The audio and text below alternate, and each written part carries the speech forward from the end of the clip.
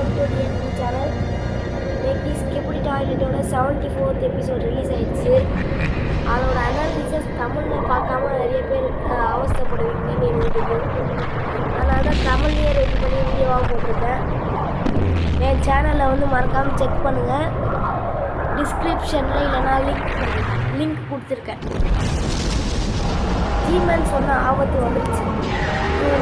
மீன்ட்டு 73rd எபிசோடில் சொல்லியிருப்பாப்புல Zeeman.